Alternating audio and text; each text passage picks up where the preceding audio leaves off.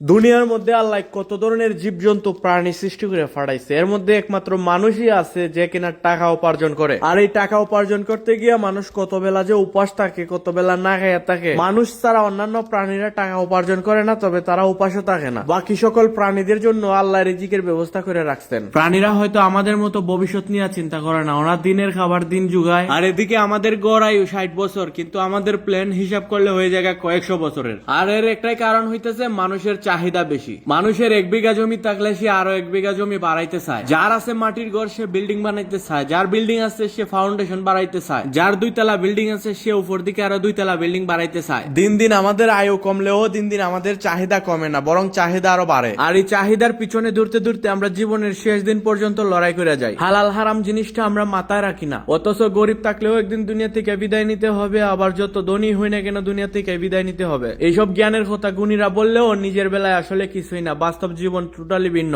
আর আমাদের মতো প্রবাসীরা নিজেদের সুখ চিন্তা না করে পরিবারকে সুখে রাখতে গিয়ে প্রবাসে ফাড়ি জমায়, আর দিন শেষে পরিবারের চাহিদা এতই বেড়ে যায় আমাদের মতো প্রবাসীদের ভালো থাকার আর কোনো উপায় থাকে না। কথায় আছে না, যে কর্ম করে সে কখনো বিলাসিতা করে না, আর যে বৈশা বৈশা খাওয়ার অভ্যাস সে পরিশ্রমী ব্যক্তির কষ্ট বোঝা দূরের কথা, উল্টা কিভাবে তারে আঘাত দেওয়া যায় এটাই তার প্রধান কাজ। আমাদের সমাজে কিছু মানুষ আছে যারা কিনা ভবিষ্যৎ করতে গিয়ে বর্তমান সময়টাই ওরা জাহান্নাম বানিয়ে দেয়, অথচ যে ব্যক্তি নিজের উপর আস্থা রাখে, আল্লাহকে ভরসা করে, সেই ব্যক্তি কখনো অসন্তুষ্ট থাকে না। অতীতের জীবন যেভাবে চলছিল, বর্তমান যেভাবে যাচ্ছে, ভবিষ্যতে কিভাবে যাবে, সব পরিস্থিতিতেই সুখে দুঃখে মহান রবের শুকরিয়া আদায় করতে হবে, কারণ উনি একমাত্র উত্তম পরিকল্পনার অধিকারী, যিনি কিনা দুঃখ শব্দটার পাশে সুখ শব্দটাও দিয়েছেন। জীবন কাকে বলে, জীবনে কি করতে হয়, কিভাবে চলতে হয়, কাকে বিশ্বাস করতে হয়, এই অভিজ্ঞতাটুকু নিতে হলে তোমাকে একবার প্রবাসে আসতে হবে। তখনই বুঝতে পারবা এই জায়গায় আসার পর কারণ ছাড়া যে তোমার খোঁজ নেই সেই তোমার আসল প্রকৃত আপনজন। আর হ্যাঁ, সামনাসামনি দেখা হলে তো মানুষ ইতিহাসই শোনায়, আর দূরে গেলে মানুষ সবকিছুই ভুলে যায়। প্রবাসী তাইকে আমারও মাঝে মধ্যে মন খারাপ হয়, তখন আমিও ভাবি কিছু মানুষ আছে আপন হয়ে কাছে আসার অতি সুন্দর অভিনয় করে, কিন্তু দিন শেষে হিসাব করে দেখা যায় ওরাই জীবনের সবচেয়ে বড় শত্রু, কারণ ওরা আপন হওয়ার বান্দরে সময়ে অসময়ে সবচেয়ে বেশি কষ্ট ওরাই দেয়। এর জন্যই হয়তো জ্ঞানীরা বলেন জীবনে একা চলতে শিখো, একা চলার অভ্যাস করো।